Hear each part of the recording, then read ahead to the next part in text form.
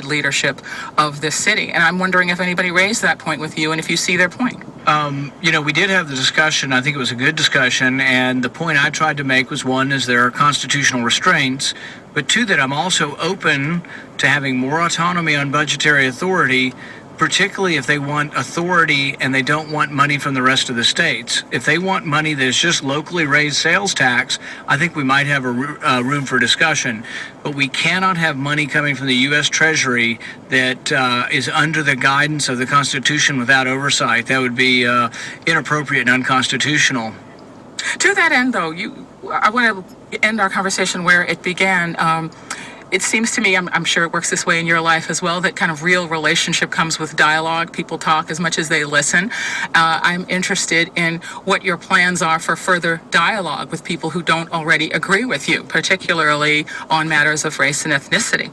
Well, I have dialogue every day with people who don't agree with me, including my wife, my staff, and half the people I run into in the Republican caucus, as well as the Democrat caucus. So I do try to listen. I'm a physician by trade. I try to be a problem solver. I try to hear both sides and say, what is the solution?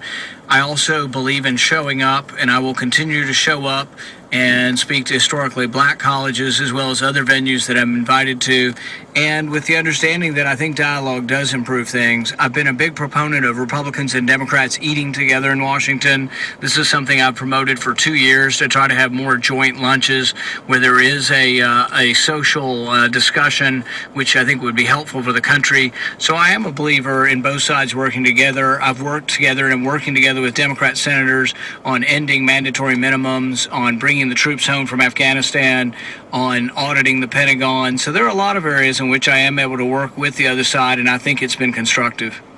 Are there any people of color on your staff, particularly African Americans, particularly in positions of leadership?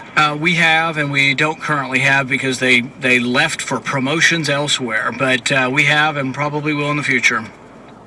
Rand Paul is a junior United States Senator from Kentucky. Yesterday, Wednesday, he spoke with an audience on the campus of historically black Howard University, which is in Washington, D.C., and that's why we're talking to him today. We hope we'll speak again, Senator. Thank you so much for speaking with us. Great. Thanks for having me. Senator Paul spoke to us from the Senate.